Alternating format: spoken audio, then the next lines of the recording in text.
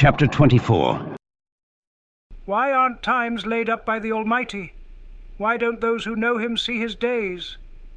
There are people who remove the landmarks.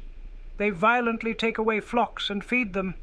They drive away the donkey of the fatherless, and they take the widow's ox for a pledge. They turn the needy out of the way. The poor of the earth all hide themselves. Behold, as wild donkeys in the desert, they go out to their work, seeking diligently for food. The wilderness yields them bread for their children. They cut their food in the field. They glean the vineyard of the wicked. They lie all night naked without clothing, and have no covering in the cold.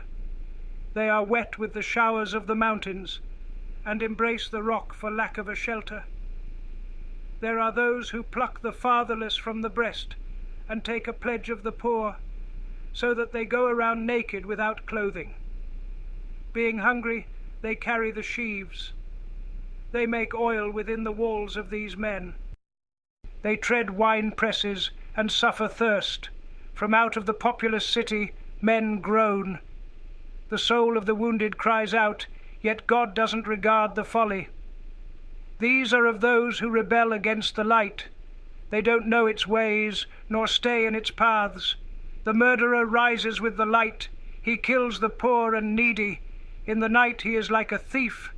The eye also of the adulterer waits for the twilight, saying, "No eye will see me." He disguises his face.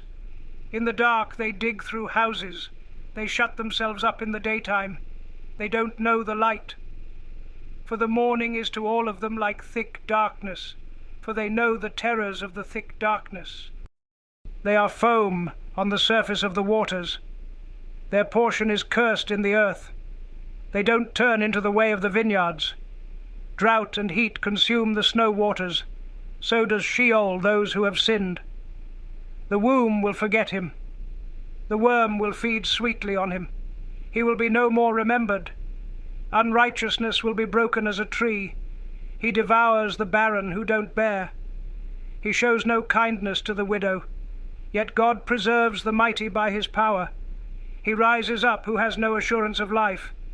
God gives them security, and they rest in it. His eyes are on their ways. They are exalted. Yet a little while, and they are gone.